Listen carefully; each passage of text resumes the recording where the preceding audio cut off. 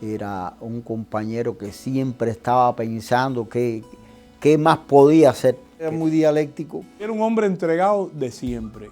Él siempre estuvo dispuesto al sacrificio. Era tan recalcitrante.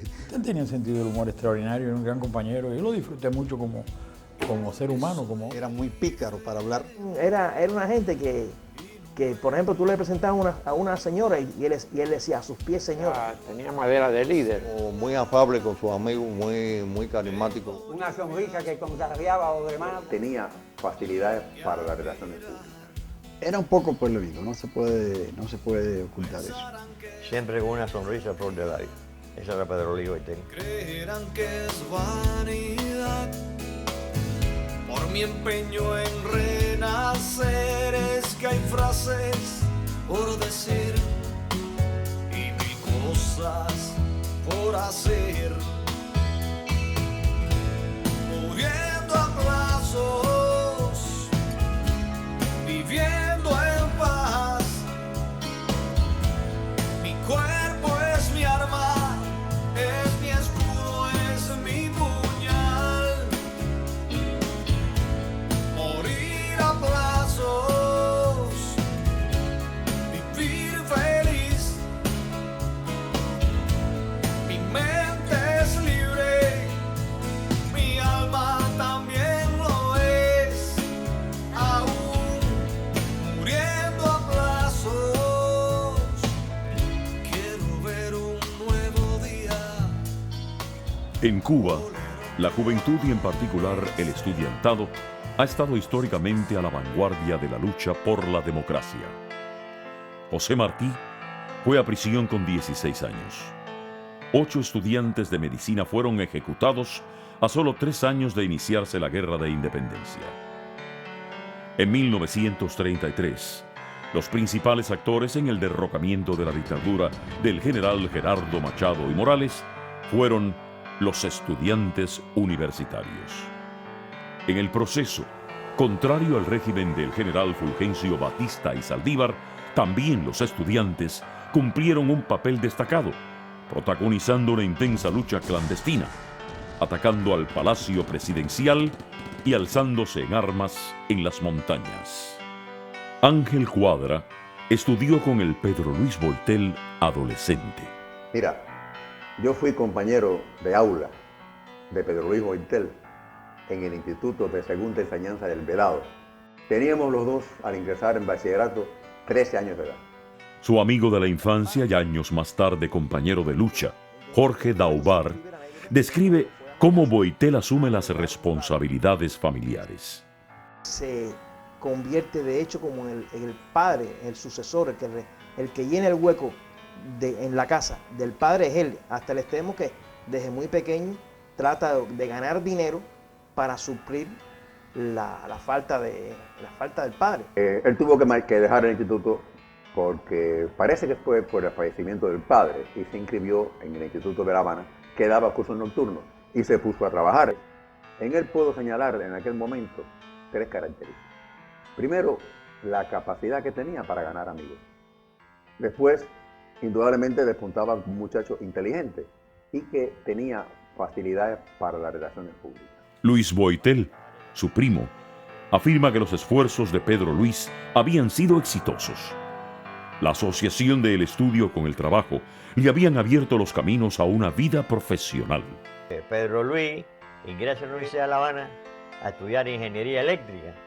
Ya Pedro Luis se había graduado allá en Ceiba del Agua y pasa a trabajar en el departamento técnico de la CMQ. Entonces él matricula. El dirigente estudiantil Richard Heredia conoció a Pedro Luis Boitel en la Universidad de La Habana y relata que de inmediato se incorporó a la lucha electoral que protagonizaban los estudiantes en el marco de la histórica Federación Estudiantil.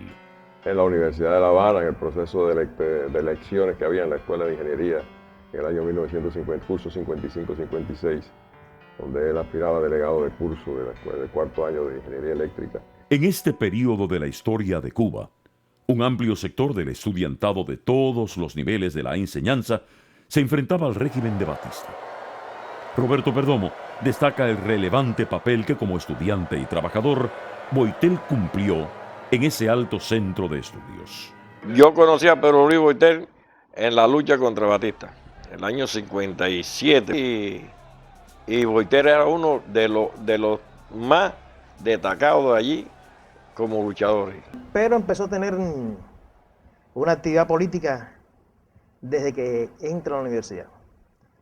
Él tuvo actividad sindical en CMQ, donde él comenzó a trabajar desde muy jovencito como técnico de equipo. El periodista Arnaldo Ramos Yanis, quien fuera jefe de redacción de CMQ, destaca el sentido de responsabilidad laboral de Pedro Luis, muy lejos de la vida gangsteril que individuos como Fidel Castro habían desarrollado en la Universidad de La Habana. Entraba a la planta sobre las 5 de la mañana de madrugada para revisar los equipos y poner en marcha, o sea, salir al aire a las 6 de la mañana. Pero Luis Boitel fue consecuente con una tradición universitaria de aquella generación del centenario martiano, donde eran la juventud revolucionaria democrática que entendió que la juventud debía participar en los asuntos nacionales. Y esta misma reacción, si lo hizo él, luchar en contra del gobierno de Batista, lógicamente lo hacía también luchar contra el régimen de Fidel Castro, que era entendida por él y por muchos nuestros una traición a esos principios que regían en nuestra juventud. Cuba estaba sumida en una profunda crisis. La violencia oficial y la revolucionaria afectaba a toda la ciudadanía.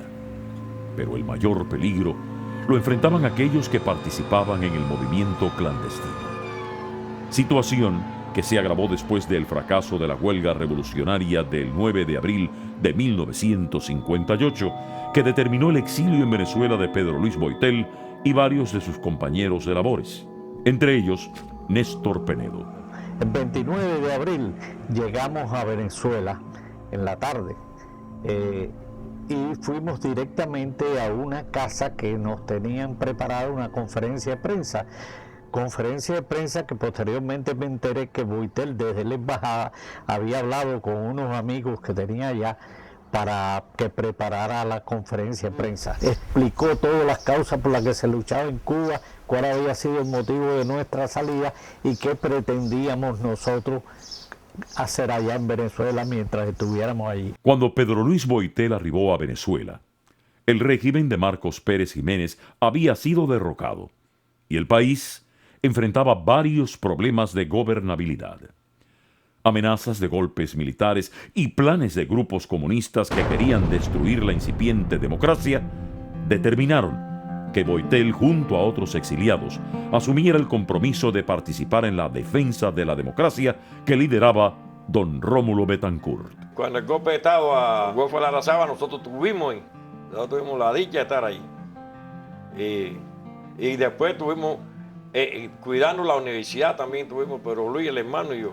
Él llega a la universidad, se presenta como un estudiante cubano exilado allí en Venezuela y que él viene a cooperar con ellos porque hay que presentarle resistencia a ese golpe de Estado. Boitel decide instalar en Caracas otra planta de radio que transmita hacia Cuba, independiente a la ya establecida que estaba bajo el absoluto control de Fidel Castro, que desde la Sierra Maestra dictaba lo que se podía divulgar. Boitel junto al ingeniero Capó, que fue el primer, él era un ingeniero hidráulico del 26 de julio también, crearon la planta Dos Indios Verdes, una planta de radio de onda corta para transmitir hacia Cuba. Este esfuerzo provoca la furia de Castro, quien ordena la clausura de la planta Dos Indios Verdes que dirigía Boitel, quien, en un gesto consecuente con su independencia de carácter, rechaza la orden del caudillo, lo que genera una rivalidad que se concretaría trágicamente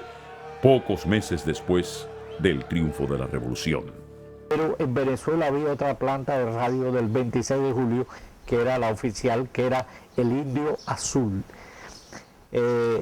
Fidel manda que se clausure las Dos Indios Verdes. Le dice a Boitel que tiene que desmantelar eso porque él no quiere esa competencia. Boiter dijo, bueno, pues aquí no hay competencia, que nosotros tenemos idea de cómo comunicarnos con la población y bueno, todo ese tipo de cosas. Pero Fidel mandó a desconectar la planta de todas maneras y ellos siguieron transmitiendo, no se le hizo ningún caso. O sea que ya el antagonismo de Boiter con Fidel empezó desde ahí, desde ese momento.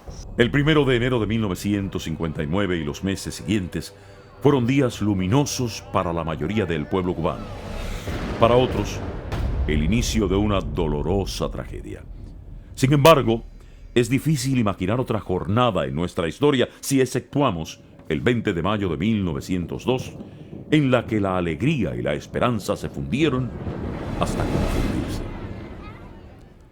La inmensa mayoría ciudadana se sumó a la revolución y Pedro Luis Boiter, como el resto de los exiliados, regresó a Cuba incorporándose en sus labores en CMQ y retomando los estudios en la Universidad de La Habana. Su capacidad de liderazgo no fue pasada por alto, y un destacado dirigente del gobierno y del 26 de julio le propone que se postule para presidente de la FEU. Marcelo Fernández es de los que le dan embulla mucho a Pedro Luis para que aspire a la presidencia de la FEU. Boiter se postula para la presidencia de la Federación Estudiantil Universitaria, pero sin el apoyo del movimiento 26 de julio. Esta organización, con el aplastante peso que tenía en la opinión pública, respalda al comandante Rolando Cubelas, que también disfrutaba de la simpatía de un amplio sector de los estudiantes universitarios, entre los que se encontraba José Ángel Gutiérrez Solana. Bueno, yo conozco a Pedro Luis de la época de la universidad. Aunque yo no era del grupo de él, ni puedo decirle honestamente que no voté por él, yo voté por Cubelas. Unos días antes de las elecciones, el gobierno, o sea, Fidel Castro, declara públicamente que el gobierno no respalda a ningún candidato a la elección de la FEU. Los conflictos entre las diferentes facciones revolucionarias y en particular los que tenían lugar dentro del movimiento 26 de julio, el más poderoso y ambicioso de todos los grupos que habían luchado contra Batista, eran muy fuertes. Por lo que apoya oficiosamente al comandante del directorio revolucionario, Rolando Cubelas, para dirigir la Federación de Estudiantes Universitarios. Rolando Cubelas era el candidato oficial, vamos a decir. Rolando Cubelas, que pertenecía al directorio, y Pedro Luis pertenecía al 26 de julio. Sin embargo, Rolando tenía el apoyo oficial, le había hecho un tipo de arreglo, y tenía el apoyo del gobierno, del régimen en ese momento, y del 26 de julio. Sacan a Cubelas, que está de viceministro de Gobernación, que era el directorio, y lo llevan para la universidad. Empieza toda la propaganda, inclusive ahí en la universidad, y en días de llegar el que fue jefe de la policía, Almejeira, con ametralladores y un grupo gritando "Viva Cubelas, presidente de la FEU". Y ahí tú ves ya directamente que ya Pedro Luis estaba vetado. Dentro del movimiento 26 de julio había una disensión de carácter ideológico no declarada, pero sí en efecto, debido a que elementos de izquierda estaban siendo respaldados por un grupo dentro de la Dirección Nacional del 26 de julio, como Guevara, Vilma Espín y otros más, que respaldaban a los comunistas. Y que el movimiento 26 de julio no respaldaba tampoco a ningún candidato a las elecciones. Y en este otro caso se refería a Pedro Boiter. La corriente democrática del movimiento 26 de julio había logrado el respaldo de la mayoría de los estudiantes de secundaria y del nivel universitario, afirma Richard Heredia. Ya habíamos ganado todo el proceso en la segunda enseñanza y en las otras universidades de la isla. A nivel nacional teníamos el control de todo eso por elecciones, no por influencias políticas, ni por presiones de carácter de militancia, sino por elecciones, en Congreso de la segunda enseñanza, que se produjo un Congreso Nacional, y en las elecciones en todas las universidades. Soy diferente y no veo el mundo igual. Quiero agradecer. Pedro Luis Boiter era un hombre de ideales. Creía en democracia y era partidario de la lucha cívica, como afirma su compañero de boleta electoral, Rafael García Toledo. Cultivaba todavía la idea de que aquello se podía reformar desde dentro, que podía dentro del 26 de julio hacer algún tipo de jugada y que con la presidencia de la FEU él podía influenciar. Todos esos elementos que salieron electos federaciones y personas respondían a la sección estudiantil del 26 de julio. Y a eso lo demostraron a la hora de tomar una decisión sobre a quién respaldar en la Universidad de La Habana. Firmaron un documento en el que anunciaban que respaldaban a Pedro Luis Boiter como presidente en la candidatura a presidencia en la universidad. El denominado sector moncadista del movimiento 26 de julio aspiraba al poder absoluto. La prensa era reprimida, la economía sufría el acoso de las autoridades. La sociedad civil, incluyendo los sindicatos, partidos políticos y grupos profesionales, estaban siendo socavados, divididos e intimidados. Fuimos para el antiguo campamento de Colombia, que ya era Ciudad Libertad. La reunión era la Federación Estudiantil Universitaria y la sección estudiantil del 26 de julio. Del otro lado estaba Armando Jar. Armando Jar dando seguridades de que aquello era una democracia, de que quien ganara las elecciones iba a ser elegido, que el gobierno iba a respetar quienes ganaban en las escuelas. Y la gente que representaba a la FEU y la Coordinación Estudiantil del 26 de julio pidiendo más seguridad y diciendo que ellos no creían que fuera así. Y Hart diciendo, esto es una democracia, nosotros tumbamos a Batista para poner una democracia, ustedes van a ver que las elecciones se van a respetar. Cuando llevamos como media hora, 40 minutos así, de sorpresa entró Raúl Castro. No sé si, yo creo que nadie lo esperaba allí. Y le pidió la palabra a Hart y dijo, y nunca se me olvidará porque después he comentado esto con mi tío varias veces esta vivencia. La revolución está amenazada y tenemos que ir todos a una unidad. Acabo de venir de la universidad donde nos hemos reunido con el directorio 13 de marzo. Y el directorio ha acordado unirse a nosotros en la lucha que nos viene encima el gobierno. Y hemos decidido que la presidencia y X número de escuelas sea para el directorio. La vicepresidencia y X número de escuelas para el 26 de julio. Una de las personas del 26 de julio se levantó y sin mirar a Raúl Castro le preguntó a Hart, ministro, ¿esta es la democracia que usted nos ha estado hablando hace una hora? No creo que en ningún momento haya sido porque Cubela respaldara a los comunistas, sino Fidel quería el control de la universidad y Cubela era un individuo que había demostrado una vinculación, una supeditación al 26 de julio. Cuando Cubela era un poquito una estrella de rock en ese momento, y hay que entenderlo. Cuando Cubela era un individuo de estilo, bien parecido, un poco postalista en la cosa cubana, y era un comandante que vamos a decir, lucía, tenía barba roja, usaba un yaqui blanco arriba del uniforme. Él era de verdad una persona de mucho carisma en ese momento.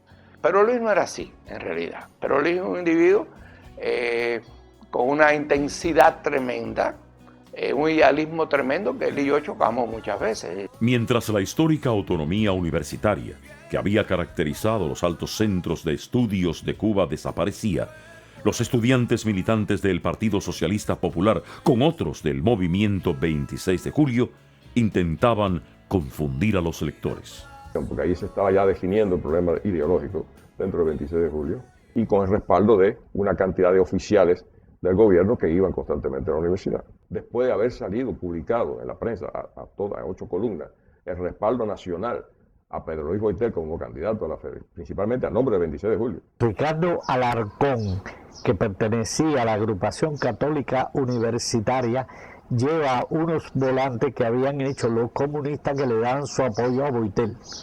Cubela recibe el beneplácito de Raúl Castro, porque Raúl Castro no podía ver a Pedro Luis. Primeramente porque Pedro Luis era anticomunista y Raúl Castro era comunista, eso no se puede negar. Pero el hecho fue que la entrada de Raúl Castro armado en el recinto universitario, donde eso no se podía hacer tradicionalmente, los únicos que tenían armas era la policía universitaria, y ahí ni cuando Batista pues se traba la policía, nunca, ni cuando Machado, etcétera, la autonomía universitaria, etcétera, y esta gente entraron armados allí, etcétera. Y estuvieron en el meeting aquel meeting que no hay duda que mucha gente que estaba muy, pero muy de acuerdo con ese momento con el régimen, todavía estaba el fervor de la revolución, etcétera, apoyaron a Rolando, entre otras cosas porque Raúl y este grupo de gente lo estaba apoyando. En aquellos momentos en Cuba, enfrentarse a Fidel Castro era un suicidio. Era un suicidio. Por eso pasó a Pedro Luis lo que pasó. Pedro Luis se le enfrentó a eso. Raúl Castro apoyó a Rolando Cubela en ese mitin cuando habló. No solo lo apoyó, Raúl Castro dijo que tenía que haber una candidatura única, que eso era los revolucionarios, que los que estaban creando una candidatura alterna, o vamos a decir otra candidatura, eran divisionistas, etcétera. O sea, ahí no hubo ningún tipo de duda. Él estaba allí para apoyar a Rolando Cubela, lo hizo. Entonces nos vamos a visitar las distintas escuelas, va Cubela, voy yo, va Pedro Luis Boitel, vamos los tres. Y se van produciendo incidentes en cada una de las entradas de las escuelas, se están produciendo incidentes de cierta violencia. Entonces decidimos los tres irnos de la universidad para evitar conflictos serios. Entonces nos vamos a la universidad, vamos a la cafetería de Radio Centro y nos sentamos allí. Empezamos a conversar, a ver cómo se podía resolver el problema. No se podía resolver, ya la cosa estaba en marcha. Había que esperar el resultado final. Yo creo sinceramente que Rolando Cubela hubiera ganado las elecciones de cualquier forma. Y así es como se termina el proceso aquel. Después vamos nosotros al recodo, eso por la noche, donde nos enteramos que habían dado un pucherazo en la universidad, según el delegado de la prensa del periódico del País, es el que me dice, dieron un pucherazo, ustedes ganaron las elecciones, pero dieron un pucherazo por la noche. La frustración y el desencanto han cundido en las filas revolucionarias. La instauración de un régimen totalitario es rechazado por los demócratas. El comandante Hugo Matos está en prisión. Otros comandantes del ejército rebelde como Humberto Solimarín y William Morgan están conspirando. Y líderes estudiantiles como Porfirio Ramírez se aprestan para levantarse en armas. Pedro Luis Boitel es otro dirigente de la juventud que asume consciente el camino del deber. Mediados del 60, Boitel un día se encuentra conmigo y me dice, quiero hablar contigo. Nosotros cada rato nos reuníamos en un restaurante libanés que había en la plaza de Carlos III, porque su madre era de origen libanés y a él le gustaba mucho la comida árabe. Y me dice, tengo que hablar contigo. Fuimos a comer y después me dijo, no, yo te voy a llevar a tu casa. Me lleva a mi casa y en el carro me plantea ya que ya la situación es insostenible, que hay que organizarse para conspirar. Yo me entero que Pedro está conspirando de una forma muy simpática. Se produce en el barrio, como en muchos barrios, la celebración del cumpleaños de Fidel. Félix va a mi casa a hablar conmigo y me dice que Pedro está conspirando. Yo todavía no he roto con la revolución y yo lo que hago es que me molesto y considero que eso forma parte de un plan para destruir a Pedro, porque yo no sé que Pedro está conspirando. Pedro Luis tenía un infiltrado que era el de Santiago de Cuba, que se llamaba Luis Felipe Bernaza, de la Universidad de Oriente. Él con Boitel hicieron un recorrido por la isla reclutando estudiantes para la conspiración. Ya estamos conspirando ya estoy realizando tareas dentro del MRR ordenadas por Pedro. Yo llego esa noche y cuando yo me bajo a mi carro veo el carro de Pedro y digo, ¿qué habrá pasado? O sea, yo abro la puerta de mi casa, mientras ya venía, abro la puerta y cuando voy a entrar veo sombras que se mueven muy rápido en la habitación y yo saco la pistola. Pero eran mi mamá y mi papá. Y dice, viejo, oye, guarda eso, cierra la puerta. Me dice, oye, ¿qué está pasando? Le digo, no, que lo sé. Dice, estuvo aquí Félix vestido de militar y preguntaron por ti. Yo le digo, estaba para la calle. Entonces Félix te dejó el recado que mañana por la mañana, bien temprano, que subas a su casa. Yo no sé que Pedro cayó preso. En noviembre de 1960, Pedro Luis Boitel es arrestado por la seguridad del Estado y condenado a prisión. Pedro Luis es acusado de conspirar contra el gobierno de Fidel Castro. En el juicio se pone un cepillo en la boca y el fiscal le mandaba a quitar el cepillo y por se ponía el cepillo. Y entonces Pedro Luis movió la cabeza de un lado hacia otro y la que usted busca, dice, buscando al traidor. Dice, bueno, ¿cuál es el traidor? Dice Fidel Castro. Pedro Luis primero lo condena a 12 años. Raúl Pérez Coloma fue compañero de trabajo en la CMQ de Boitel y su amigo en el presidio. Comandan para la isla de Pino. Ahí coge el número 26621. Y yo soy 27169, quiere decir que hay un lapso de tiempo de que él fue a que fui yo. Y cuando él viene para la cabaña de regreso de la isla, en la causa a nosotros le echan 20 años. En total, Pedro Luis fue sentenciado a 32 años. Es el caso más horrible de la situación jurídica de Cuba. Él tiene dos causas por los mismos cargos. En una le echan 12 años y en la segunda, donde yo estaba con él, le echan 20. Arnaldo Ramos Yanis destaca que Pedro Luis Boitel fue una especie de pionero del periodismo independiente y de la lucha en la denuncia por los derechos humanos.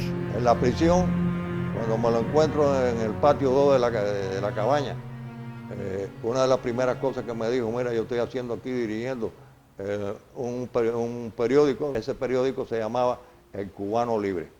Al mismo tiempo me dijo, mira, todo lo que tú puedes hacer contra esta gente, que tú recopiles de causa y demás, tú me lo das, que yo tengo medios para sacarlo. Uno de los medios de ellos era Clara Abrán, su madre, que fue una gran mambisa y una gran luchadora también por la defensa de los derechos humanos. Roberto Perdomo formó parte del grupo de presos que fue trasladado de la cárcel de La Cabaña para la prisión de Isla de Pinos y da fe de la rebeldía de Boitel. De La Cabaña fuimos para Isla de Pinos y cuando llegamos a Isla de Pinos nos habían acusado de que nosotros habíamos picado los asientos del avión. Yo no lo piqué, no dudo que él lo haya picado. Es más, estoy seguro que lo picó. Boitel era un hombre comprometido y las rejas no le impedían seguir luchando por sus ideales. En la circular había muchas tendencias políticas y él participaba en la cosa interna de la circular muy activamente. Bueno, cuando yo llego a la circular 4, me encuentro que él está en la planta baja y viene y me abraza y me dice, vamos para mi celda. La celda de él, como dije, era la 21 del segundo piso. Era ahí, vivía con un muchacho joven, Tomás Ramos, que le decían el Tigre. Allí, Pedro Luis me dice, tú vas a dormir en el avión mío. Viví en una celda también con él, así que imagínate. Me acuerdo que era en la 52 del segundo piso de la circular 1. Vivíamos Rolando Simón, él y yo. La cosa con el flaco no era fácil, porque en aquellos momentos todavía no había empezado ni el plan de trabajo forzado, ni habían todos los problemas que después surgieron, pero Boitel era tan recalcitrante para todo que con esa persona no había ningún arreglo de nada que conllevara el aceptar absolutamente ningún tipo de privilegio, de prebenda, ni nada con la dictadura. Un hombre que no admitía situaciones a medias ni nada de eso. Su posición siempre fue vertical y en todos los aspectos, desde antes de salir al trabajo y después cuando el trabajo, pues igualmente. Allí en la cantera, una piedra le desbarató un dedo y no dejó curarse ni nada de eso. Pedro Luis, como hombre de ideales, era terco en su manera de ser. Tenía su forma de actuar. Él era incapaz de una transacción, de una mentira, de hacer una cosa para conseguir aprobación, para conseguir masa, ¿entiendes? Él era un hombre de principios rectos y sólidos, no era, como dicen aquí, un crowd pleaser. Él no buscaba agradar a la masa, él no buscaba eso. Si lo seguían, lo seguían, si no lo seguían. Que él era mordaz con las opiniones de aquellos individuos que él consideraba que no tenían ese aval grande en la lucha y que no comungaban con las ideas de él. En eso tuvo muchos seguidores y yo creo que esa fue una de las causas por las cuales él tenía tantos muchachos jóvenes al lado de él. Y una cosa muy característica también, los amigos de Boitel de hace muchos años siguieron siendo sus amigos. Esto es muy importante. O sea, él no era un individuo que defraudaba o que... No, Boitel era una persona que te hacía sentirte seguro cuando ibas a una lucha con él. Y te hacía ser creativo también. Era como si en el fondo uno tratara de no defraudarlo a él. Él era un individuo que andaba siempre moviéndose, él tenía su organización y andaba siempre de un piso para otro. buscando, tratando de hablarle, era muy dialéctico. Vaya, era un individuo que de verdad se preocupaba por el entorno de él, dando siempre buenos consejos, que la gente estuviera ecuánime en sus cosas, en sus planteamientos. Siempre fue un hombre bastante activo. El embajador Armando Valladares acompañó a Boitel con otros compañeros en un intento de fuga desde el presidio de Isla de Pinos. Pedro Luis era un hombre de acción, un intelectual, un pensador, un dirigente, reunía todas estas cualidades y sobre todo un valor personal extraordinario, de una entereza a toda prueba. Y yo recuerdo que cuando me habló de la fuga, a mí aquello me pareció una cosa prácticamente imposible. Jorge Daubar, con la ayuda de su padre Pedro Álvarez y la prometida de Boitel, Carmen Jiménez, introdujeron en presidio parte de los útiles necesarios para la fuga. Compramos el colchón, compramos ¿cómo se llama? Los pelos de cegueta en una ferretería. De ahí fuimos al Mercado Único, donde vendían camisas de milicianos, compramos las camisas de milicianos y fuimos para la casa. Y entonces con el colchón, con todo, esa noche nos reunimos en mi casa con mi padre presente, que era tapicero. Se puso el colchón arriba de la mesa, el colorante, todas las cosas. Y yo le pregunté a la gallega, ¿cómo pican en la requisa? La gallega me dijo, pican por aquí, pican por allá, pican por otro lado. Entonces yo me viro para mi padre y le digo, hay que ponerlo en el burlé. O sea, en el chorizo ese que lleva los colchones en el bote. Y ahí fue donde se envió todo. Bueno, cortamos la reja de la ventana y nos escapamos por dentro del cuartel de los militares, vestidos de militares, saludando a los militares, por debajo de una trinchera donde había una ametralladora calibre 30. Llegamos al lugar donde tenían que recoger unas personas que iban de Cuba a buscarnos, no acudieron a la cita, durante 2 días los estuvimos esperando y al tercer día, en aquella búsqueda donde participaron más de 20.000 comunistas, lógicamente pues nos capturaron. Gregorio Ariosa fue testigo en más de una ocasión del sentimiento de justicia de Boitel, así como de lo que era capaz por defender sus convicciones. Entonces Boitel los enfrentó y le dijo que no podía decir eso, que ellos tenían derecho a conspirar, es decir, a oponerse al régimen de Fidel Castro, que en esos momentos no representaba el sentir de la población cubana. Hacía con eso, y que además en Cuba no se podía hablar de raza, porque la nación cubana se había fundado con la sangre derramada en las maniguas de negros, blancos, españoles e incluso chinos. Después de la confrontación que él tuvo con los militares, yo me acerqué a él, le di la mano y le dije que me había gustado esa actitud, que era una actitud de un buen cubano, y que en nombre de todos los negros cubanos, con excepción de Juan Almeida, le daba el título de negro honorario. Él era radical, la persona tan radical, yo no sé hasta qué punto pudiera ser aceptada por personas de mentalidades mucho más moderadas. Pedro Luis resistió el trabajo forzado, usando su cuerpo como el escudo de sus ideales, determinando recurrir a la huelga de hambre como arma de lucha, de confrontación con la tiranía. Sí, la cosa del trabajo forzado con Pedro Luis fue prácticamente en el mismo momento que se creó el bloque 19, ¿no? En el bloque 19 todos sabemos que el punto de partida fue la posición de Alfredito Izaguirre de negarse a trabajar. Sí, Pedro tenía una gran capacidad, te diría, más que de resistencia, que la tenía de enfrentamiento constante al sistema.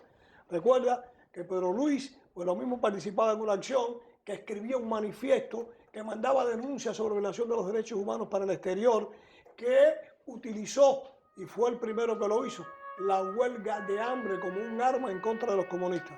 El doctor Alberto Fibla, en sus largos años de prisión, 26, realizó también varias huelgas de hambre.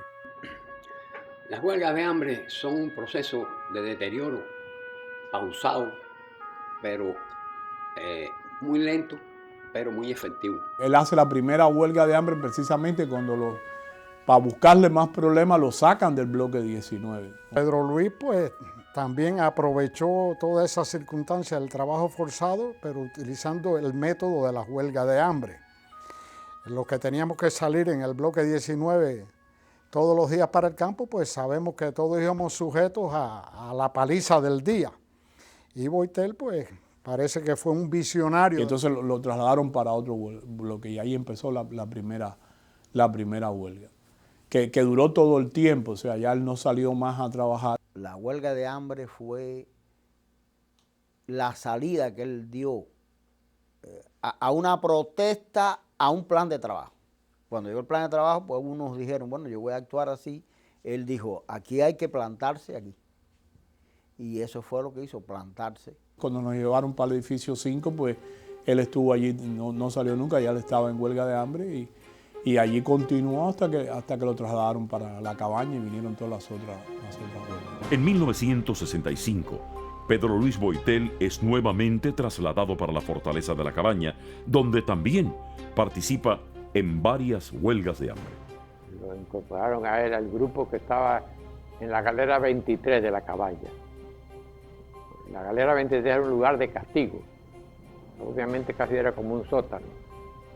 Allí había 10 o 12 presos en principio, después trajeron otros más, entre ellos a Pedro Luis Boitel. Cuando llegamos a la cabaña tuvimos varios problemas con la guarnición. Entre ellos, Pedro Luis tuvo muchas discusiones con ellos y muchos problemas con la guarnición, porque Pedro Luis era muy rebelde.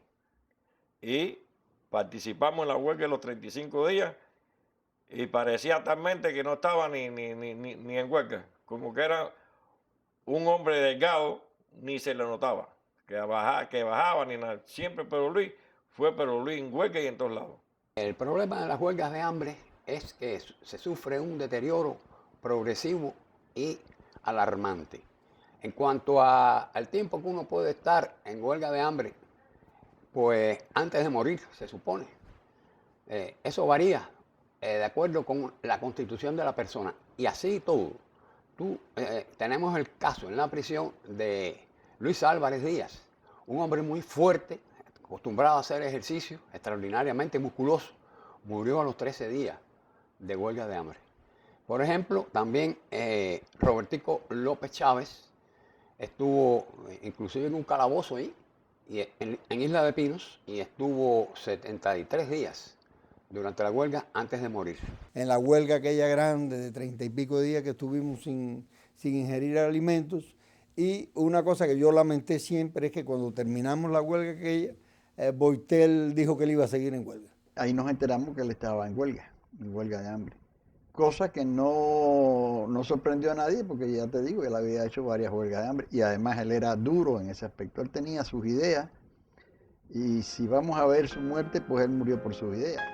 Carmina Trueba visitó a Boitel en el hospital militar durante una de sus huelgas de hambre y supo de su entereza y determinación de dar la vida por la libertad de los cubanos.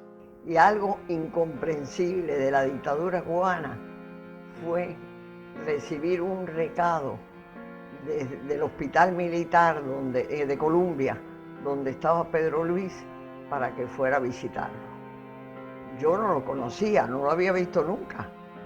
Y rápidamente llegué allí a mi hora y lo vi, estaba en una cama acostado de una huelga.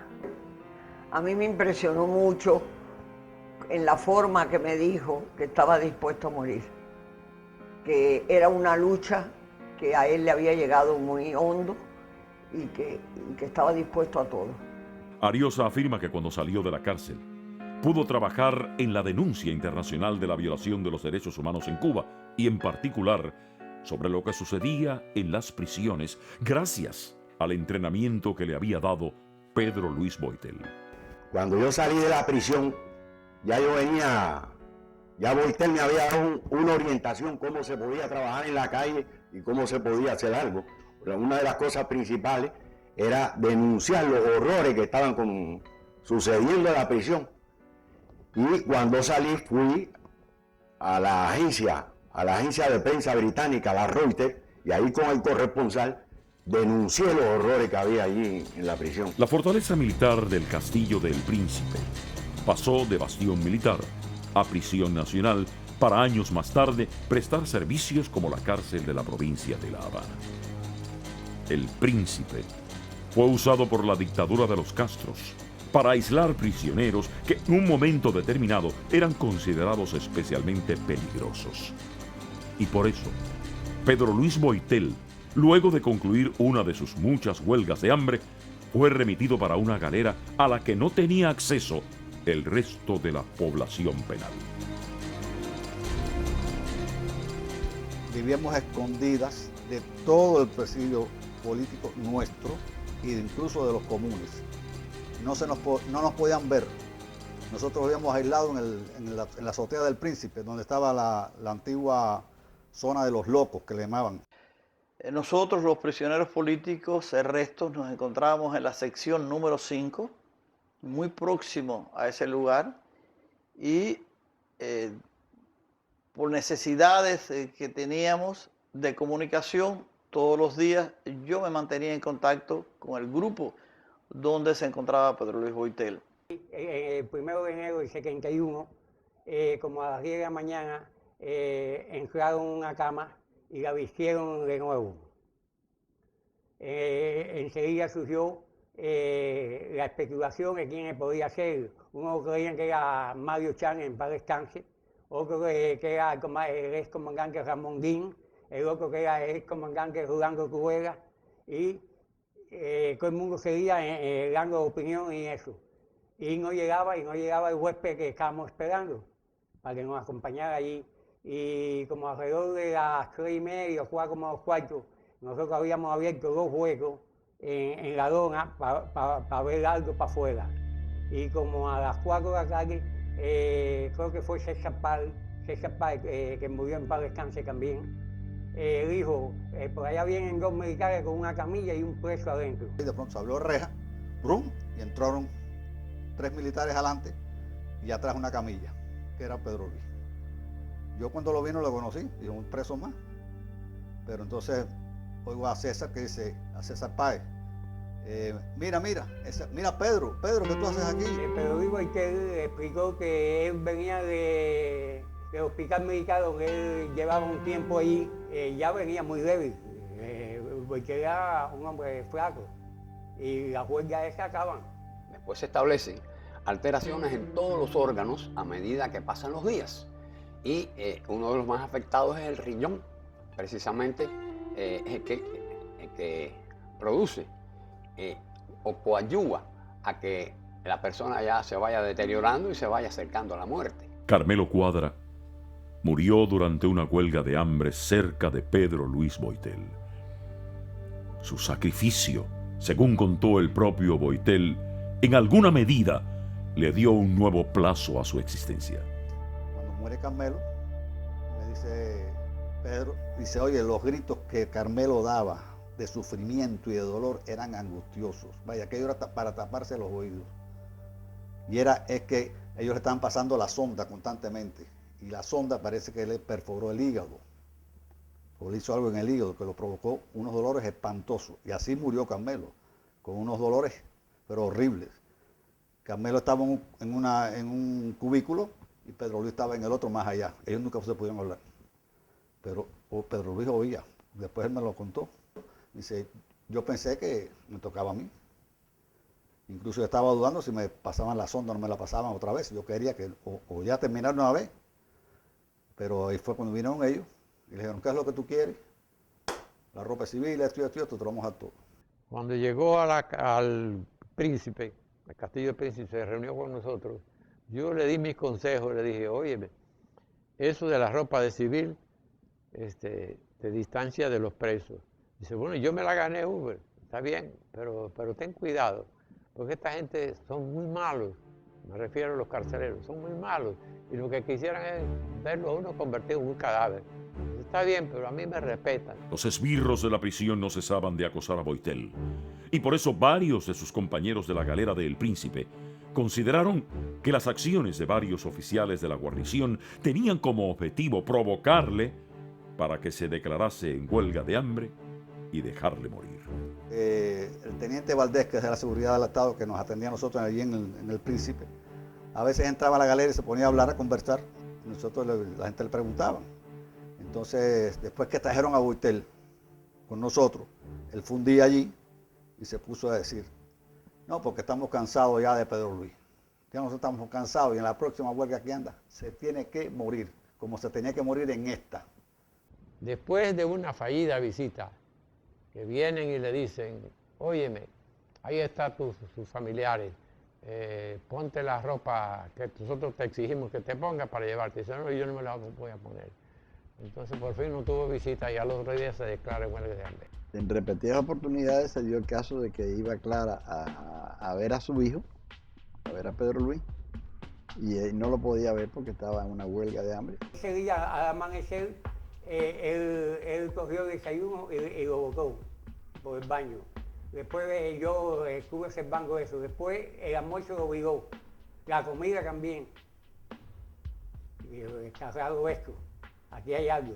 El día siguiente igual rechazó el desayuno, el almuerzo y la comida. Entonces al día siguiente, por la tardecita me dice, Maqueca, ven, quiero hablar contigo. Digo, dime. Me dice, no, estoy en huelga de hambre. Al tercer día de él estar en huelga, va O'Farrill en la rutina con el jefe de la sección de nosotros, la sección séptima. Abren la puerta y entran O'Farrill adelante, el jefe de la prisión detrás, un coronel más, como 7 o 8 militares. Como entraban ellos allí, tenemos un tubito allí y ahí tenían la ropa amarilla de que nosotros salimos a visita. Teníamos una ropa especial para que no se ensuciara. Y entonces estaba los pantalones de Pedro Luis y una camisa blanca, que era la que usaba él. Hizo así, miró para atrás, y cogió el ¡guau! ¡Rácate! La de él nada más. Le dijo a Sanabria, llévate eso de aquí. Y siguió una fiera para allá. Entonces fue cuando estaba Pedro Luis, lo miró, Pedro Luis estaba en la cama, acostado así, la cabeza para arriba. Entonces César Páez le dice, Boitel, mira lo que hizo O'Farrill, que lleva los pantalones, y Boitel respondió con una sonrisa. Quería decir que él dijo, vamos a ver quién gana la pelea.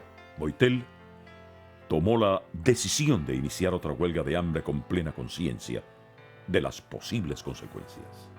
Un día llegó Valdés y se puso a preguntar que si había alguien que no estaba comiendo, y que por qué no estaba comiendo, y que si alguien estaba en huelga, que si estaba en huelga. Dijeron que no sabían nada. Y así empezó aquella cosa que fue, vaya, hay que vivirla, ver a un hombre muriéndose delante de ti, ¿sabes? Y que eso fue tremendo ahí para nosotros. Cuando pasan 6, 7 u 8 días, yo me le acerco y le digo, óyeme, pero Luis, esta gente quiere llevarte a la muerte y tú eres un elemento valioso. Me parece que están obteniendo éxito utilizando tu entereza, tu voluntad y tu determinación y tu principio. El caso es que mi consejo no le pareció bien y entonces hizo circular una nota diciendo que lo dejaran a él en su protesta. En primer lugar, los primeros días lo que se siente es hambre, la sensación esa de vacío que uno tiene en el estómago, que es de todos conocido. Pero eso desaparece a los pocos días y entonces pues se instala, comienza el proceso de una debilidad que va en aumento y la piel se pone fría.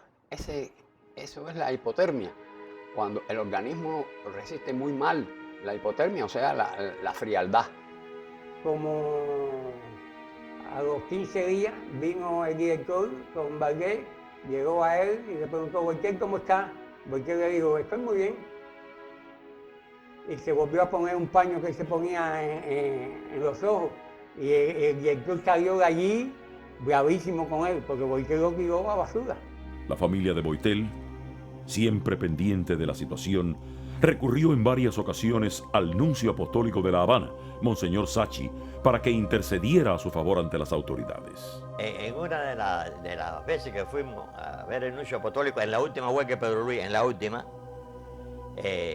nunca nos recibió, y ya la tercera vez que vamos de nuevo, un cocinero allí, así le dio pena ver lo que estaba pasando. Y me dijo, mira, él no lo va a recibir ustedes, porque las 2 veces que ustedes han estado aquí, él no sale. Pero hoy, él está almorzando en la finca de Raúl Castro. Sachi, el Monseñor Sachi. Según pasaban los días, el estado de salud del huelguista se agravaba. Aparecen los vómitos, que es lo que más se preocupa en estos casos de huelga de hambre. Los vómitos producen deshidratación. Y hay un principio médico que dice, deshidratarse es morir. Y la deshidratación pues es progresiva también, aunque uno no vomite, el organismo también va perdiendo agua, aunque uno trate de tomarla, pero siempre pierde más porque no hay comida. O sea, la deshidratación se va estableciendo y va en progreso.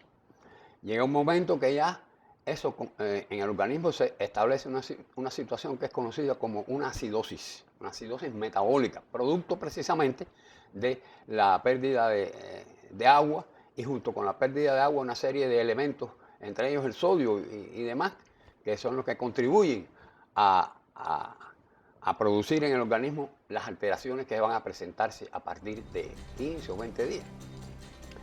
Boitel asumió el reto sin dudar y con la convicción de la fuerza moral que le asistía. Él me dijo que ya estaba cansado de muchas humillaciones, de maltrato, de bañonetazos, de ofensas, que ya estaba cansado ya de aguantarle a ellos y que iba a reclamar más derechos todavía. Y le dije, Boitel, acuérdate que ellos tienen la fuerza. Y dice, sí, Maqueca, ellos tendrán la fuerza, pero yo tengo la fuerza moral. Vamos a ver quién gana esta pelea. Entró el jefe de la prisión, como 7 o 8 días después. Y fue donde estaba él, directamente a su cama. Él estaba acostado, él se ponía el pañuelito en la cabeza aquí. Así. Y así no se movía, se mantenía horas y horas así. Y le dijo el jefe de la prisión, Pedro Luis, tú estás en huelga. Entonces se quitó el trapito y dijo, ¿qué usted quiere? ¿Tú estás en huelga de hambre? Yo no estoy en huelga de hambre. ¿Tú no estás en huelga de hambre? No, yo no estoy en huelga de hambre. Yo estoy comiendo aquí. ¿Y qué tú comes? Lo que me dan mis compañeros. Pero tú no estás en huelga, yo no estoy en huelga. Los valores de él estaban en una dinámica que tenía que ver con la actitud del guerrero, la actitud del combatiente, pero que privilegia los valores de la lucha y del combate. Boitel siempre estaba muy sereno, no gastaba energía porque se pasaba el día en la cama. Ya él no leía, cuando él se quedó en huelga ya él no leía. Cuando hay bajo sodio en el organismo, pues la tensión del ojo disminuye también, y por eso es que nosotros que hemos estado en eso, pues vemos que la vista se nos distorsiona y se pierde vista y uno se altera, pero en definitiva no es lo más grave. Los días pasaban y el drama se transformaba en tragedia rápidamente. Pero Pedro Luis quería conservar a sus amigos hasta el final. Él estudiaba mucho y le gustaba leer. Pero cuando se quedó en huelga, parece que dijo, hay que guardar energía porque esto es para largo. Pedro Luis conocía ya su organismo y había tenido problemas digestivos de tantas huelgas. Y no tuvo vómitos hasta el día 18, 19. Boitel, como a los 36 días en huelga, me dice, Maqueca, voy a ponerme un lavado.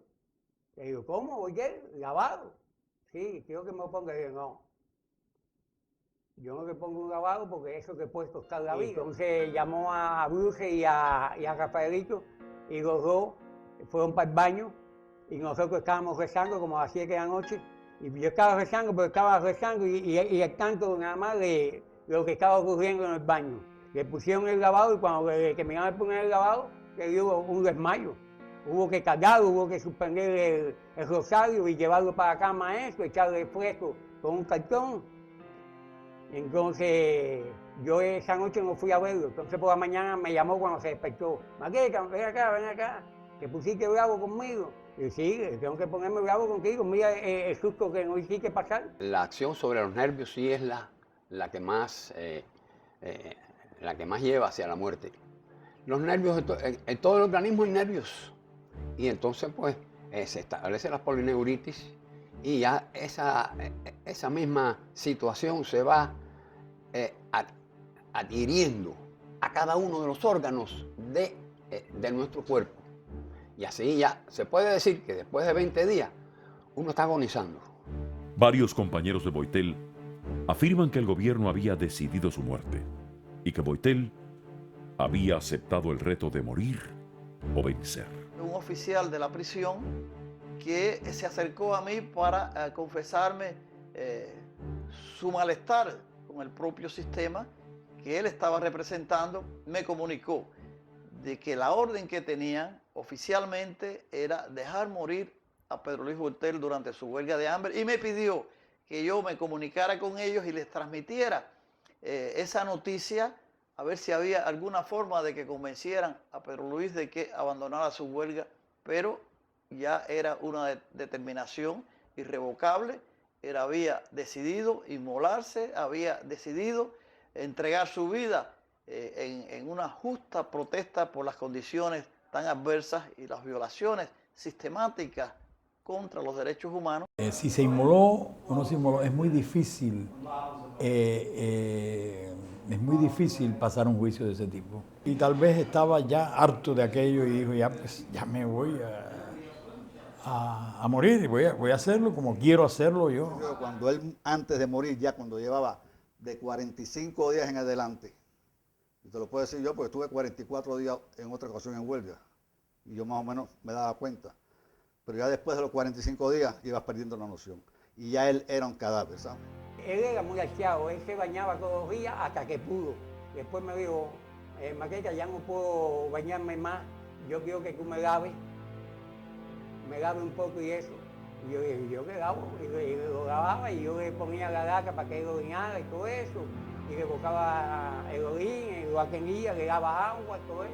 Porque a los 48 días, que yo no vi que estaba reivindicándose físicamente, pero moralmente estaba más firme que nunca, estaba convencido de que iba a ganar la pelea.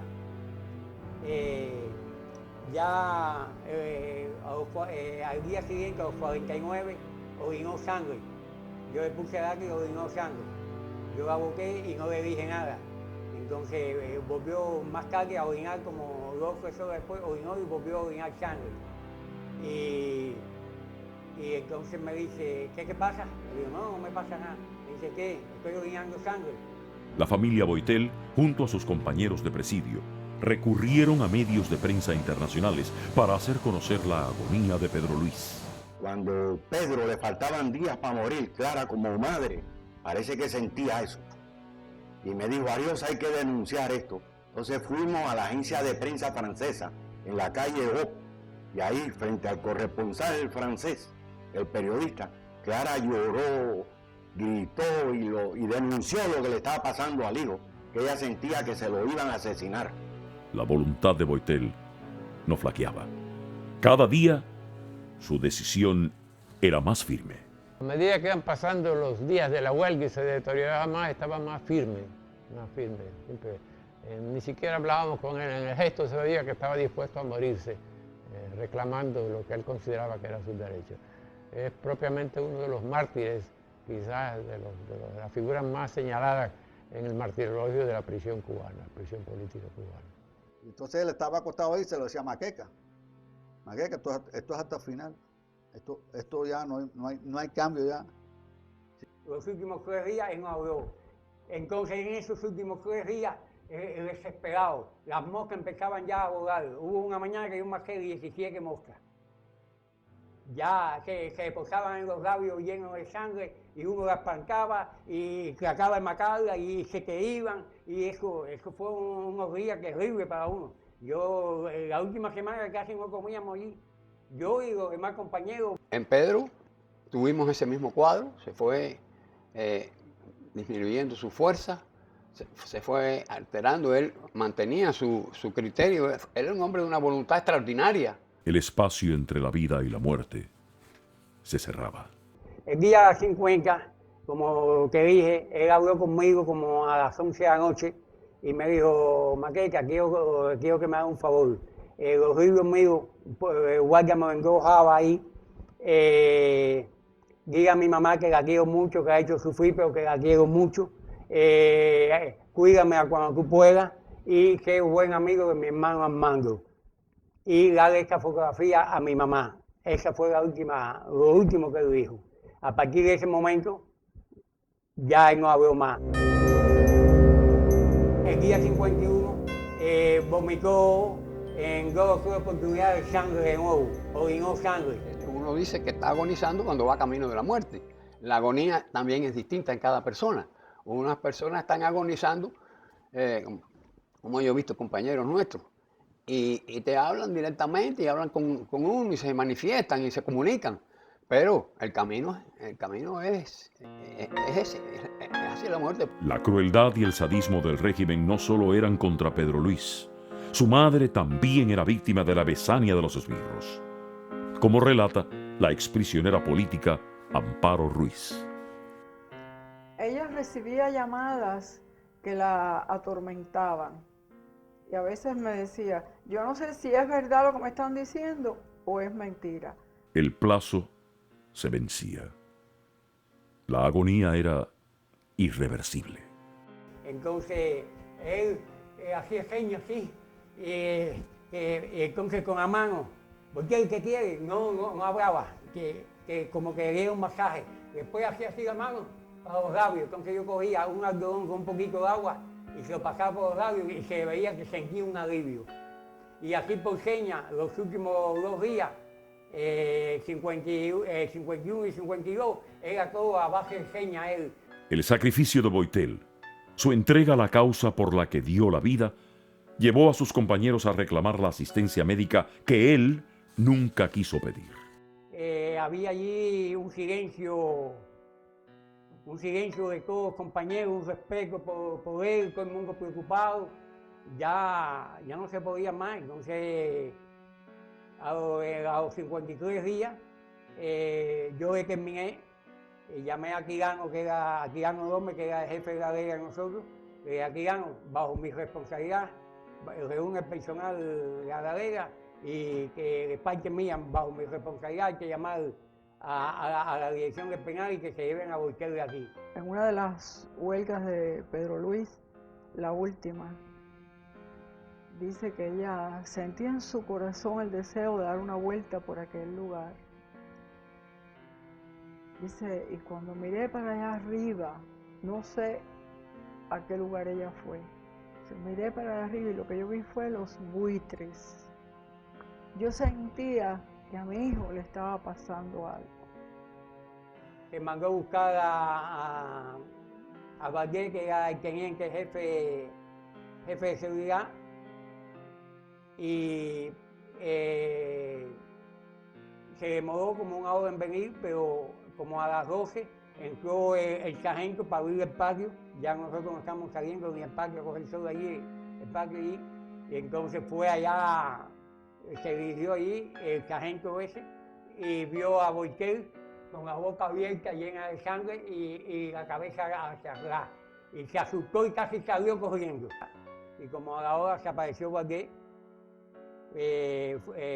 habló con el jefe de la DEA, fuimos allí donde estaba Boitel, yo le levanté la sábana de Boitel y lo que vio fue un esqueleto humano, se quedó pálido, para que unas condiciones de Boitel se quedara, de Valdés se quedara así pálido o asustado, era porque vio un hombre muerto en vida. Entonces empezó a hablar allí y volví a levantarle para que lo viera. Me dijo, no, con eso es suficiente, Maqueca. Entonces él dijo, yo informaré al ministerio para la situación de Boitel, yo lo veo muy mal también, pero quiero que ustedes sepan que si fuera por mi parte yo lo dejaba morir. Pero el teniente Valdés, el hombre de la seguridad de Estado con los presos duros, los presos recios, dijo en presencia nuestra, lo llevamos para darle asistencia médica, pero si es por mí, se jode, se tiene que morir porque ha fastidiado mucho. Todos nosotros nos dimos cuenta de que lo llevaban, pero con la mala intención de producir un desenlace fatal para Pedro Luis Boitel. Como a eso de las 4 de la tarde, vinieron en la camilla, lo montamos en la camilla, se le puso el bastón todo lo que él quería, el reloj, y yo le puse la mano en la frente, diciendo un adiós y con la esperanza de poder volver a ver, y no fue así. Y ya él era un cadáver, ¿sabes? Cuando él lo sacaron de allí, era un cadáver, era de este tamaño, mira, así, la camilla era así, chumpado, así, era carabela todo aquí atrás, los pies eran, yo no sé si era esto mío, la muñeca mía, pero a mí lo que más me llamó la atención, lo chiquitico que era, porque era así. Él era bajito, pero no era tan bajito para que se quedara así. Sus amigos, testigos de la tragedia, rindieron guardia de honor al compañero que la muerte vestida de verde se llevaba. Entonces los compañeros que estaban allí pues, en la ladera se pusieron en 2 filas y pasamos, y Boiter pasó en camilla entre las 2 filas de los compañeros, como diciendo el último adiós a Boiter. Yo estaba en la zona de las Estrellas cuando entraron los militares con una camilla y sacaron lo que quedaba de Pedro Luis Boiter. Era un manojito de huesos. Y recuerdo que la camilla comenzó sus pasos con los guardias. En la segunda planta, Pedro Luis se le descolgó un brazo y el brazo de Pedro Luis iba bamboleando al paso de los oficiales, como si fuera un reloj que se está deteniendo, que está gastando toda su cuerda. Esa es la impresión, la vivencia que me llevé yo en ese instante. Seguí con la vista todo el proyecto recorrido de la camilla hasta que llegaron a la zona de la izquierda, de donde se encontraban ellos, de la entrada del Castillo del Príncipe. Allí había una enfermería y tenían preparado un lugar especial para depositar ese manojo de hueso y lo que quedaba de Pedro Luis Boiter. La enfermería Piti del Príncipe mucho tiempo, con varios de los presos, y una buena noche, me acuerdo, que dijeron, no, ahí está Pedro Boiter en el pasillo, y no lo entraron nunca. Pedro no aceptó suspender la huelga. Conocí también que esa noche, ya estando Pedro Luis en estado de coma, le habían puesto un plato con sus alimentos junto a su lecho de muerte y que irónicamente le habían preguntado, ¿vas a comer o no vas a comer? Esos fueron los momentos finales de Pedro Luis Boiter.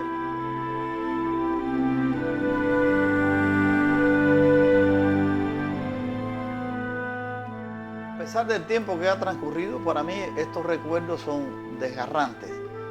La forma que teníamos que inventar para mantener esa comunicación, ellos le habían tapiado la puerta de la celda con un saco de yute y ellos habían perforado 2 pequeños orificios a través de los cuales en el sistema de Morse ellos me daban los puntos y las rayas, las señales.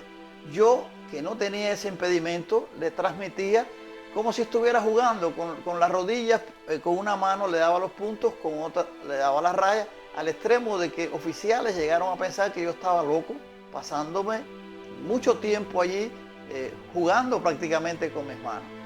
Y de esa forma, en la mañana que conocí del fallecimiento de Pedro Luis Boiter, tuve la posibilidad de transmitirles a ellos la trágica noticia, el desenlace que había tenido la huelga de hambre de Pedro Luis Boiter.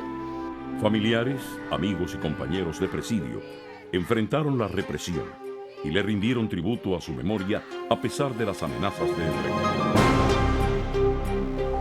En el momento que ya la llamaron para darle la noticia de la muerte de Pedro Luis, yo no estaba allí. La información de la muerte de Boiter se lo dijo el Departamento de la Seguridad del Estado a Noemí y a Luis Boiter. Esa información se la dio a Clara y entonces Clara no se resistía a creer y fue al Departamento de Seguridad ahí para corroborar eso, porque en su dolor, como madre, no creía eso. Voy para allá, para casa de Clara, y estaban ya, y le dije, Noemí, ¿qué pasó? Dice, Luis, Clara estaba constantemente diciendo que quería ver a su hijo, a Pedro Luis, y Amor Raval le decía, oiga, señora, cállese, cállese. Este lugar no se puede formar escándalo. Y entonces Clara seguía. Y Amor Raval le dijo, señora, no joda más, que ya Boiter está muerto. Y Clara le dio un galletazo a Amor Raval y Amor Raval la tiró contra un sofá. Cuando ella supo de la muerte de su hijo, empezó a llorar y a abrazarse de lo presente en ese lugar. Y a llorar, me han matado a mi hijo, ¿qué voy a hacer? Fidel Castro me ha asesinado a mi hijo. Me llama Ariosa y me dice que Pedro murió en la huelga. Y entonces me va a buscar a la casa. Yo llego a un primer piso, la diosa me baja, fuimos a Casa Clara. Aquella noche, cuando me avisaron, yo llegué como a las 8 de la noche y estaba la pobre Clara sentada en un butacón, destruida, y la casa llena de gente. O sea que fue una cosa impactante, era de verdad un velorio sin cadáver. No le entregaron el cadáver. Se puso una fotografía de Pedro Luis, una bandera cubana y 2 arecas. Eso era un velorio simbólico. Y en honor a la verdad, empezaron a fluir ahí cantidad de personas que habían estado presos. Se la llevaban, pero después ya la soltaban, ya después no tuvieron más. Y aquello se llenó y se llenó. Y después todo lo que vino, inclusive la entrevista por teléfono. Y estuvimos ahí casi hasta la madrugada. En ese transcurso llegaron 2 oficiales muy jóvenes del G2 a tratar de a desalojar aquello. Y mi madre, que estaba ahí también, se levantó y fue donde estaba yo, les dijo, vaya, márchense de aquí, porque aquí hay un muerto que han matado a ustedes. Cuando dijo, cuando la causa es justa, no se detiene la lucha. Y él rindió su vida. Los restos de Pedro Luis quedaron en poder de la dictadura. Su madre, que no pudo velarle, solo visitó su sepultura cuando las autoridades se lo indicaron. Clara, cuénteme por favor y cuéntele aquí al mundo de su hijo, de los últimos momentos de su hijo. Mi hijo no se le dio asistencia médica ninguna. Mi hijo, con la salida de allá de Fidel, que él había dado orden de que lo eliminaran, me lo eliminaron aquí en cuestión de eso. El día, yo iba diario al Príncipe, señor, y todos los días ellos me decían que mi hijo estaba divinamente bien, que estaba comiendo, que estaba tomando, que estaba caminando, y que estaba de lo mejor, y mi hijo se me estaba muriendo, señor. Una tarde que yo estoy con ella, estábamos las 2 solas, tocan a la puerta. Cuando yo abro, era un policía. Que era Abraham. Entonces, ella estaba ahí. Y me dice, bueno, venimos para llevarla al cementerio, para que usted vea la tumba de su hijo. Entonces, era una orden. Es como decir, mira, o vas ahora a la tumba a ver la tumba de tu hijo, o no vas. Ella me miró y yo dije, ¿yo puedo ir con ella? Y me fui con ella. Cuando llegamos al cementerio, fuimos a una tumba. ¿Quién estaba en la tumba? ¿Quién lo sabe? Ella, pobrecita, lo que hizo fue pasarle su mano. Ella le pasaba la mano, no podía ni llorar. Te digo que eso es una de las cosas más desgarradoras que yo he visto. Ver a esa madre, esa mujer tan valiente, que siempre decía lo que tenía que decir y muy bien dicho, sin ningún temor, y estaba en shock. Le dice que hay que soportar esa pena, pero que lo que le han hecho no ha tenido nombre. Óyeme. Y fuimos al cementerio antes de ayer y lo que nos corrieron atrás perseguidoras y todo, y fuimos decentemente, si fueron más de 300 mujeres, 200 perseguidoras. Le tienen miedo hasta después de muerto, hijita. Usted tiene que pensar en el que le queda y en los nietos. ¿Ok? Después que mi hijo tuve 12 años luchando, después que se me muera como un perro, que no sé ni dónde estaba, si no me querían decir ni dónde estaba, chica, dónde estaba eso. Todo el mundo lo sabe. Presa, para que lo sepan. 8 horas, cuando vinieron y me dijeron, tu hijo está muerto, ya lo hemos enterrado, y tuve presa, me tuvieron ahí. Me hicieron atrocidades, coño. Pedro Luis Boitel dejó una rica herencia. La madurez política que le caracterizó le permitió vislumbrar el tipo de lucha que se impondría en el transcurso de los años. Pedro Luis siempre estaba denunciando la situación de los derechos humanos en Cuba, esas violaciones constantes. Pedro Luis siempre estaba haciendo noticias, mandando denuncias a sus amigos. Acuérdate que era un hombre muy bien relacionado en el exterior. Y de Pedro Luis yo aprendí la importancia que tenía la denuncia de la situación de los derechos humanos, cuando mucha gente creía que el gobierno de Cuba eso sencillamente no le importaba. Ya Boitel me había dado una orientación cómo se podía trabajar en la calle y cómo se podía hacer algo. Pero una de las cosas principales era denunciar los horrores que estaban sucediendo en la prisión. Fue mi gran inspiración y mi gran maestro. Yo no hice nada más que seguir todo aquello que aprendí de Pedro Luis. Recuerda que cuando yo llegué a la cárcel yo tenía 21 años apenas. Sí, Pedro Luis fue mi maestro, mi amigo y una gran inspiración para mí, no en la cárcel, sino siempre. Porque soy diferente y no veo el mundo igual. Quiero agradecer la tarde, tengo lluvias por mirar, que admirar. El Directorio Democrático Cubano, una organización integrada por jóvenes exiliados, desarrolló un intenso trabajo para hacer conocer el sacrificio de Pedro Luis Boitel y divulgar entre los jóvenes del hemisferio y de Cuba su patriótica gesta. Para el Directorio Democrático Cubano, recuperar la figura de Boitel, rescatarla, ha significado encontrar un enlace, una transición muy palpable entre el método de lucha armada y el método de lucha anterior que derrocó a Batista y un nuevo método de lucha que nació dentro de las prisiones, que nosotros pensamos que su iniciador fue Pedro Luis Boitel y que busca precisamente la denuncia de la violación a los derechos humanos, pero sobre todo la resistencia ante la imposición, la afirmación de la dignidad humana frente al intento del régimen de socavar la moral y los principios de aquellos que tienen sujetos a su régimen de severidad dentro de las prisiones. Ese rescate de la dignidad humana que inició Boitel en el largo presidio político cubano es lo que nos inspiró a nosotros a rescatarlo como una figura emblemática que desde el fondo de la prisión más oscura trató de rescatar su dignidad y con ella el alma de la nación cubana. En la isla, jóvenes que no habían nacido cuando Boitel entregó su vida, conocieron de su heroísmo y lo convirtieron en una de las banderas de la resistencia.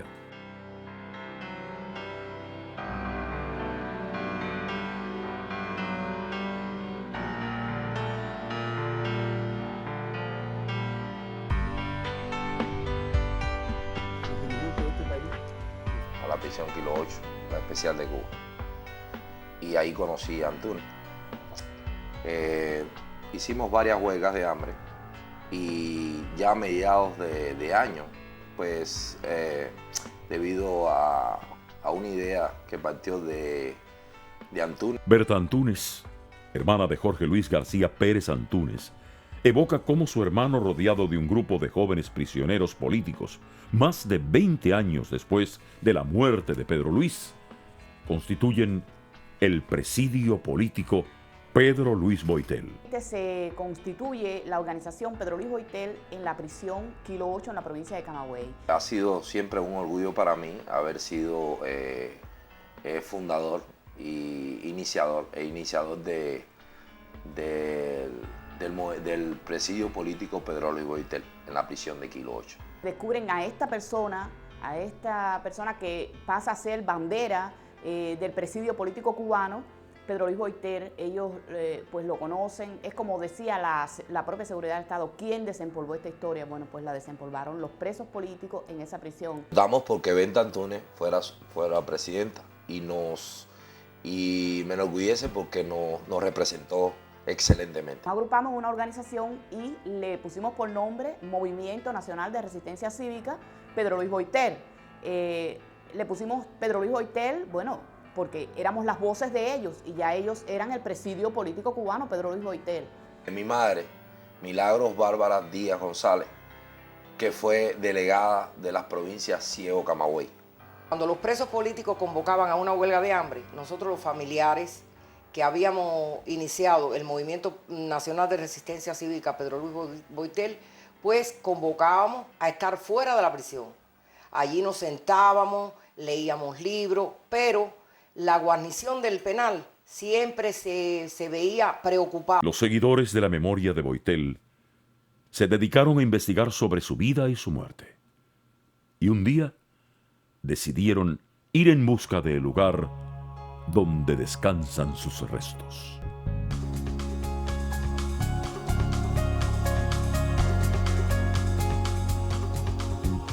En la segunda visita que le hicimos a Pedro Luis Boiter ya había montado todo un operativo allí de la seguridad del Estado y había un nombre falso en la tumba de Pedro Luis Boiter también. Ya habían puesto otro nombre que no se correspondía en nada, pero que sabíamos que esa era la tumba.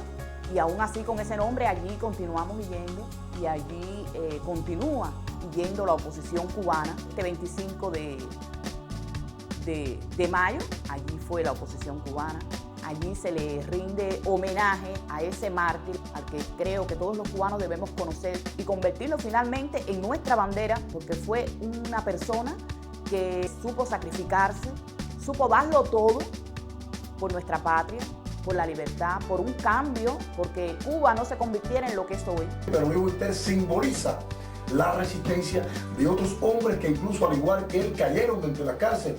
Estoy hablando de Julio Tantesier, estoy hablando de Ernesto Madruga, primer mártir del presidio político, estamos hablando de César Páez. Reitero, pero Luis Boiter simboliza la resistencia dentro de las cárceles cubanas, la resistencia a dos dictaduras. No hay dictadura buena ni mala, son dictaduras. Pero Luis Boiter combatió, entregó lo más preciado.